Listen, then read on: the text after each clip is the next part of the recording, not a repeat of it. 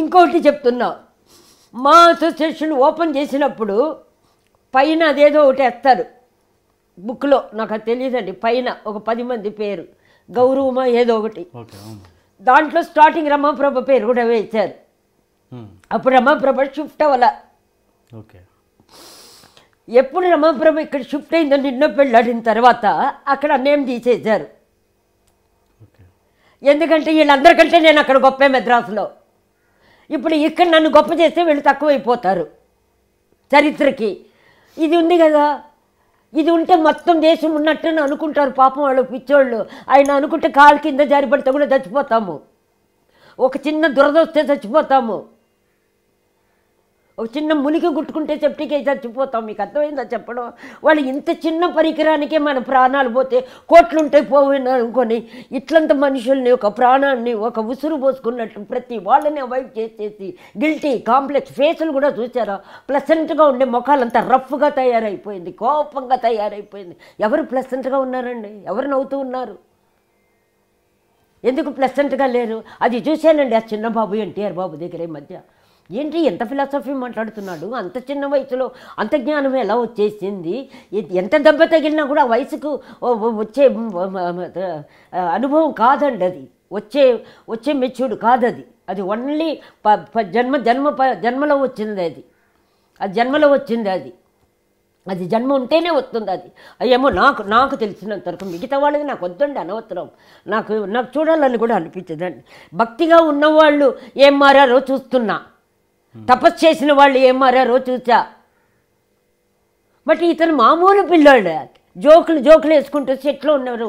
ఏంటంటే ఆ మాటలేంటి, ఆ లుక్ ఏంటి, ఆ మాట్లాడేటప్పుడు ఆ కాన్ఫిడెన్స్ ఏంటి, ఆ స్టడీనెస్ ఏంటి, 2 ప్రోగ్రాంలో చూసి నాకు ఎందుకో ఒళ్ళంతా జలధరించిందండి.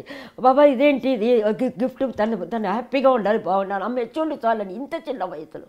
మరి అతనికి చుట్టూ ఉన్నారుగా చెడగొట్టే గ్యాంగులు ప్రతి చోట్ల ఉంటారు కదండి. ఫ్రెండ్స్ అంటేనే ఒక కాలంలో ప్రాణం ఇచ్చేవాళ్ళు, ఇప్పుడు వాడుకొని దొబ్బేవాళ్ళే కదండి ఫ్రెండ్స్ అంటే. చిన్న సహాయం చేసేసి మొత్తం జీవితాన్ని నాశనం చేసేస్తున్నారు, బ్లాక్మెయిల్ చేస్తున్నారు. అది స్నేహం అవన్నీ నాకు లేవండి. అట్లాగే కదండి మా సావిత్రమ్మది పోయింది. సావిత్రమ్మ కూడా స్నేహితులు ఎవరు లేరండి. అమ్మకి లేదు, అమ్మది ఉండేది. ఆ సబ్జెక్ట్ మళ్ళీ చెప్తా, అయిపోయిందని. అది ఎన్టీఆర్ది అయిపోయింది, ఆ ఫిలాసఫీ అయిపోయింది. వాళ్ళు ఏం చేశారు, అసోసియేషన్ నుంచి టక్కుని అక్కడ పేరు తీశారు. మీరు కమిటీ మెంబర్ అని 10 మంది అంటే అది నాకు తెలియదు. కమిటీ మెంబర్కి ఏదో రాయండి ఓట్లకంట. అది ఏమని తెలిస్తే కదా రాసేసా. నాకు నిజంగా సబ్జెక్టులు తెలియదండి. రాసిన తర్వాత చూస్తే మనం కూర్చొని వీళ్ళంతా ఏం చెప్తే దానికి తల ఊపేవాళ్ళమంట. అంటే ఆ లిస్టులకు నన్ను చేర్చారు. అక్కడ పెరుగుతున్న కొద్దీ అందరికంటే అక్కడ సీనియర్గా బిజీగా ఉన్నది నేనే. దానికని ముందు నన్ను తగ్గించుకుంటూ వచ్చారు. అర్థమైందా? తగ్గించుకుంటూ వచ్చారు. ఫంక్షన్స్కి అవాయిడ్ చేయటం, తర్వాత పొగిడే వాళ్ళని పెట్టుకోవటం, ఏంటో అది వదిలేండి. ఆ సబ్జెక్టు బాగోదు, ఆ సబ్జెక్టు నా మైండ్కి కరెక్ట్ కాదు, అది వదిలేద్దాం. ఈ అసోసియేషన్ది అయిపోయింది. అసోసియేషన్ తిలక్ స్ట్రీట్లో మెడ్రాస్లో స్టార్ట్ చేసినప్పుడు ఫస్ట్ సిగ్నేచర్ వేసిందాన్ని నేను, మా రంగారావు గారు. దాంట్లో మా కృష్ణబాబు, అదే కృష్ణ గారు, మా విజయనిర్మల, మా బ్యాచ్లు అంతా కృష్ణరాజు తిలక్ స్ట్రీట్లో మెడ్రాస్లో. అప్పుడు నేను వస్తే చాలనుకునేవాళ్ళు. ఇక్కడ ఏంటండి, ఇక్కడ ఓకే, అది వద్దులేండి, ఆ సబ్జెక్ట్ కూడా వద్దు, అది అయిపోయింది. ఓకే, అది వదిలేస్తే ఇప్పుడు నేను అంటే ఇప్పుడున్న సినిమాకి, తెలుగు సినిమాకి మీ ఏజ్ గ్రూప్ ఆర్టిస్టులు నాకు తెలిసి ఆప్షన్ మీరే ఎక్కువగా. మీ ఏజ్ గ్రూప్ ఆర్టిస్ట్ చూసుకుంటే రమాప్రభ గారు అన్నది మెయిన్ చాయిస్ అయి ఉండాలి ప్రతి సినిమాకి. మీ ఏజ్ గ్రూప్ ఒకప్పుడు నిర్మలమ్మ గారు, ఇప్పుడు మీరు. బట్ అయినా కూడా రమాప్రభ గారికి సరైన అవకాశాలు ఇప్పుడు ఎందుకు రావట్లేదు? మీ ఏజ్ గ్రూప్ క్యారెక్టర్స్ మీకే రావాలి కదా అని మీరు అంటున్నారా? వాళ్ళు అనాలా, నేను అనాలా? నేను ఒక ప్రేక్షకుడిగా చెప్తున్నాను. మీరు అలాంటి క్యారెక్టర్ ప్రేక్షకులుగా ఉన్నప్పుడు అక్కడ అడగచ్చు కదా వాళ్ళని. మీరెందుకు అడగరు? మీరెందుకు అడగరండి? నన్ను అడుగుతున్నారండి. మాకు వేషాలు రావద్దు, మాకు అది ఇవ్వద్దని మేము చెప్పము, వాళ్ళు ఇవ్వరు. మీకు అభిమానం ఉన్న వాళ్ళు ఎందుకు అడగరు? ఎవరు నేను అడిగేదానికి మీరు కూడా ఆన్సర్ చెప్పాలి కదా, అన్ని మమ్మల్ని అడిగితే ఎట్లా? వాళ్ళని డైరెక్టర్కి వెళ్ళి మేము వాళ్ళెవరు? నన్ను అడిగారు మీరు. అవును. అంటే మీకు సబ్జెక్టే తెలియకుండానే అడుగుతారా? వాళ్ళని ఎందుకు ఇచ్చుండరు, ఎందుకు రాలేదు అనే దానికి ఏదో కారణం ఉంటుంది. అవును కదా. అప్పుడు మీరెందుకు చెప్పరు? మీరు మీడియాలో ఉన్నారు, చిన్నదో పెద్దదో, మీరెందుకు పెట్టలేదు? ఆవిడకి ఎందుకు ఇవ్వలేదు? నేను ఎందుకు అడగలా? అలాంటి ఒక డైరెక్టర్ ఇంటర్వ్యూ చేసినప్పుడు అడుగుతాను, ఖచ్చితంగా అడుగుతాం. ఇంటర్వ్యూ చేయటానికి కాదయ్యా, పని ఎందుకు ఇప్పించలా? మీకు అర్థం కాలే? ఇంటర్వ్యూలో అది కూడా మీకోసం పెట్టుకుంటారా అక్కడ? అంటే అది కాదమ్మా. ఇప్పుడు నేను అనేది ఏంటంటే, ఇప్పుడు వాళ్ళ చాయిస్ ఏంటో మనకి ఎలా తెలుస్తుంది? ఎందుకు పెట్టుకోలేరని మనం అప్పుడు నన్ను మీరు అడగకూడదు. దానికి కారణం నేను చెప్తా. చెప్పండి. ఫస్ట్ వచ్చి business, second ego, third comfort. Comfort అంటే నీకు ఏది కంఫర్ట్ అంటే నీకేది సంతోషాన్ని ఇస్తుందో, నీకు ఏది లాభాన్ని ఇస్తుందో అది కంఫర్ట్. ఓకే. నా మీనింగే, ప్రతిదీ నా మీనింగే మాట్లాడతానండి. మీరు వేరేగా తీసుకుంటే అది మీ ప్రాబ్లం. ఒక సంతోషాన్ని ఇచ్చేది స్వార్థం. ఆ సంతోషానికి సంబంధించిన కంఫర్ట్గా ఉండే ఇన్సిడెంట్లు నేను తయారు చేసుకుంటా, అది బిజినెస్ అవుతుంది. ఇట్లా ఇన్ని ఉన్నప్పుడు రమాప్రభ వల్ల కంఫర్టు లేదు. ఒక ఆర్టిస్ట్ అని తప్ప ఏ విధంగానూ నేను వాళ్ళకు కంఫర్ట్ కాదు. లాభం అంటే కంఫర్ట్కి సంబంధించిన బిజినెస్కి సంబంధించింది లాభం, అది లేదు. ఒక ఆర్టిస్ట్ అంతే, ఆ క్యారెక్టర్ ఏదో చేస్తుంది, తను ఉంటే బాగుంటుంది, ఇది తప్ప అన్నీ మైనసే నేను. మరి నన్ను ఎలా పిలుస్తారు వాళ్ళు? వాళ్ళు పిలవరు. అక్కడ ఉన్న వాళ్ళందరూ రూపాయికి ఎవరు వస్తారు, ప్యాకేజీకి ఎవరు వస్తారు. ప్యాకేజ్ అని ఒక సబ్జెక్ట్ ఉంది అక్కడ, ఆ ప్యాకేజ్ ఉంటేనే పిలుస్తారు. ఒక విధంగా ఇది నాకు మైనస్ అయినా ఒక విధంగా నాకు గర్వమే అది. అంటే ఆ ప్యాకేజీకి నా పనికిరాననేగా, నా మీద గౌరవం ఉన్నట్టేగా, అదే నాకు ఇష్టం. అందుకని నాకు ఫీలింగ్ లేదు వాళ్ళు పిలవలేదని. నా మీద గౌరవం ఉంది కాబట్టి నన్ను పిలవాల. నన్ను పెట్టుకుంటే వాళ్ళకు మంచిది కాదని నన్ను పెట్టుకోవాలా. క్యారెక్టర్ ఏమన్నా అయిపోయి, సినిమా ఏమైనా అయిపోయి, ప్రొడ్యూసర్ ఏమన్నా అయిపోయి, మేనేజర్లకు సంబంధం లేదు. వీళ్ళకు కంఫర్ట్గా ఉండాలి. ప్రొడ్యూసర్ ఫోన్ చేస్తాడు, డైరెక్టర్ ఫోన్ చేస్తారు, రమాప్రభను పిలవండి, లేకపోతే అన్నపూర్ణమ్మని ఎవరో ఒకరిని ఆర్టిస్ట్ని గీతాంజలి పిలవండి అంటారు. వీళ్లకు కంఫర్ట్గా ఉండే వాళ్ళకు మాత్రమే కనెక్షన్ దొరుకుతారు. వీళ్ళ కంఫర్ట్గా లేని వాళ్ళకి అవుట్ ఆఫ్ ఫోన్ లేదు, ఫోన్ దొరకలేదు, ఆవిడ తీయలేదు అంటారు. ఇది అందరికీ తెలిసిన నార్మల్ సబ్జెక్టు. దీనికి ఒక క్వశ్చన్ అక్కర్లే, ఆన్సర్ అక్కర్లే. ప్యాకేజ్ అంటే మీ ఉద్దేశంలో? ప్యాకేజ్ అంటే ఉద్దేశం, ఆ ప్యాకేజ్ అంటే ప్యాకేజ్ అండి. ఉద్దేశం అంటే ఏదో మీరు చిన్న బిడ్డ అడిగినట్టు అడుగుతారు. ప్యాకేజ్ అంటే ప్యాకేజే, కంఫర్ట్ అంటే కంఫర్టే, అంతే అయిపోయింది. వివరాలు అడగండి, కొన్ని టైటిల్స్కి వివరాలు ఉండవు. ఓకే, అట్లా. సరే.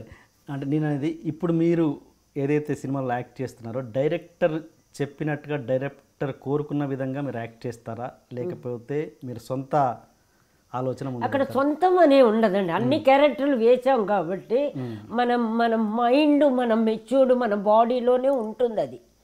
అప్పుడు మీరు కూడా కొత్తగా ఏం క్రియేట్ చేసి అడగరు. ఏది చేసినా అమ్మ, అమ్మమ్మ, అక్క, వదిన, చెల్లిలు అంతే. చెడ, మంచ, విల్లన, సాఫ్టా, మొత్తం కలిపి ఈ 9 కదా, 9 భావాలు. ఆ 9 భావాలు 90,000 సార్లు వేసాం కాబట్టి మాకు కొత్త కాదు. కాబట్టి మీరు చెప్పిన వెంటనే అర్థం చేసుకొని చెప్పగలను. భాష అంటారా, మన సూపర్ భాష తెలుగు మనకు అంత తిరగదు. అందుకని ఈ శతదినోత్సవం, వారిష్ కోసం తొక్కడాలు ఇవన్నీ రాదు. 100 రోజులు ఫంక్షన్ ఇట్లా ఏదో అంట. ఆ మైనస్సే నాకు ప్లస్ అయింది. అంటే న్యాచురల్గా చేస్తా. అట్లా మైనస్ ప్లస్ అయిన మా పాత వాళ్ళందరూ గ్రేట్ ఆర్టిస్టులే. అల్లు రామలింగయ్య, రాజుబాబు, ఇంకా కొంతమంది ఉన్నారు పేర్లు, అంటే వీళ్ళ దగ్గర ఉన్నారు కాబట్టి వీళ్ళందరూ మైనస్ని ప్లస్ చేసుకున్నాం. అంటాడు రామలింగయ్య, ఈ అనే లోపల డైలాగ్ గుర్తొస్తుంది. రాజుబాబు ఇలా అంటుంటాడు అనే లోపల వీడికి డైలాగ్ వస్తుంది. నేను ఇట్లా అంటాను, నాకు వచ్చేస్తుంది. రెండోది మాటలు తిరగదు. ఆ మాటలు తిరిగేటప్పుడు ఏం చేస్తాను, అక్కడ కాఫీ తీసుకొచ్చి టేబుల్ మీద పెట్టాను, తీసుకుంటారా అంటాడు. ఆ కాఫీ పెట్టాను తీసుకో అంట. అప్పుడు ఏమవుతుంది, అది రాక ఇది చెప్పడం కొంచెం వాళ్ళకి ఏదో ఇంట్లో వాళ్ళు మాట్లాడుకున్నట్టు న్యాచురల్గా ఉండొచ్చు. కాబట్టి ఇది కొంచెం ఆ టైంకి సక్సెస్ అయింది. కొత్త భాష. ఏ పోరా అంట, వాళ్ళు వెళ్ళురా అంటారు. వెళ్ళురా ఎవడంటాడు ఇంట్లో కూర్చొని, బాగోదు. అందులో ఈ మధ్య బాగా ఎక్కువ వచ్చేసిందండి. ఎవరికీ డైలాగులు రాక పుస్తకంలో రాసినట్టు రాసి, పైగా వాళ్ళకి ఈగో అని ఒకటి ఉంటుంది కదా, ఇంత ఉంటుంది ఈగో. ఆ ఈగోలో వాళ్ళు చెప్పింది చేయకపోతే వాళ్ళకు అవమానం. అందుకని చెయ్యనివ్వకుండా, మమ్మల్ని యాక్ట్ చేయనివ్వకుండా, మేము బాగా యాక్ట్ చేయలేదన్న కళను తీసుకొచ్చే వరకు మమ్మల్ని ఇంచబెట్టేస్తారు. ఓకే. డైలాగ్ చెప్తే చెప్పగలిగకుండానే, అంటే అప్పుడు మా పాత డైరెక్టర్లు ప్రొడ్యూసర్స్ అంతా ఫూల్స్ అన్నమాట. వాళ్ళు ఏమిటికి పనికిరాని చరిత్రలో ఉన్న మహారాజులు అన్నమాట వాళ్ళు. అందుకని అందరికీ ఇన్సల్టే. నేను సరిగ్గా చేయలేదంటే వాళ్ళకి ఇన్సల్టే. మరి వాళ్ళు ఎట్లా 1700 సినిమాలు నన్ను పెట్టుకున్నారు? మీకు అర్థమైందా లాజిక్? అర్థమైంది. అంటే ఇక్కడ మనకు రానిది, మనకు వద్దనుకునేది నేర్పి ఇదే చెప్పాలని చెప్పి, దానికి మనం నచ్చక మొక్కలు 1,90,000 పెట్టి మేము ఆ దరిద్రంగా చెప్పేటప్పుడు ఓకే అంటారు. దానికి కొన్ని పాలిటిక్స్లు కారణం. అప్పుడు ఇప్పుడు వద్దులేండి మళ్ళీ. అప్పుడు కాలం ఇప్పుడు కాలం. అప్పట్లో తక్కువ ఆర్టిస్టులు, అందరూ తక్కువ, 5 మంది 10 మందే, 5 విలన్లు 10. ఎవరన్నా యాక్ట్ చేస్తే ఏడ్చి ఎంజాయ్ చేసేసేవాళ్ళు, సెట్లో ఎంకరేజ్ చేసేవాళ్ళు. చూడు ఆ ముండ ఎలా చేస్తూ ఉందో, చూడు వాళ్ళు ఎలా ఇట్లా ఉండేది. ఇప్పుడు కొంచెం బాగా చేసామంటే సూపర్, మన వాళ్ళు ఎడిటింగ్ రూమ్లో కూర్చొని సూపర్గా కట్ చేసేస్తారు, లేదా నెక్స్ట్ పిక్చర్లో మనల్ని పెట్టరు. అంటే మీ మీద మీ కాన్ఫిడెన్స్ లేనంటేగా, మీది బాగలేదని మీరు ఒప్పుకున్నట్టేగా. మీరు కట్ ఎందుకు చేస్తున్నారండి? అక్కడ వాళ్ళందరూ హేమీలు, అందరూ దేవుడు బిడ్డలు, ఆర్టిస్టులు, గొప్ప వాళ్ళు కాబట్టి ఒకరికొకరు పోటీలు ఉన్నాం కాబట్టి అందరూ ఎంజాయ్ చేసుకున్నాం. ఇప్పుడు మీకే కాంప్లెక్స్ కాబట్టి మీరు కట్ చేస్తున్నారు. బాగా యాక్ట్ చేసే వాళ్ళు పెట్టుకోవటంలో పక్కన. మీరు ఆర్టిస్టుల గురించి మాట్లాడుతున్నారా, డైరెక్టర్స్ గురించి? అన్నీ మొత్తం జనరల్గా డైరెక్టర్ ప్రొడ్యూసర్ అనేది కదా, అట్లెందుకు మళ్ళీ మొత్తం ఇప్పుడున్న ఏమంటారు మీ ఇంగ్లీష్లో, ఇప్పుడున్న సిచ్యువేషన్ అంతే తప్ప ఎవరు అనేది కాదండి. దాంట్లో మంచి చెడు ఉంది కదా. మళ్ళీ అది మంచి చెడుని మళ్ళీ ఎందుకు సపరేట్గా చెప్పడం? ఇప్పుడు ఏది ఉన్నా 100%లో 80 ఏది భరిస్తామో అదే బాధపడతాం, అదే సంతోషపడతాం. ఆ 20% ఇది గుర్తు చేసుకుని చెప్పే ఓపిక ఉండదు ఇప్పుడు. బట్ వాళ్ళకు మనసుకు తెలుసు కదా, తెలుసు కాబట్టి వాళ్ళ దగ్గర కంటిన్యూగా పనిచేసాం.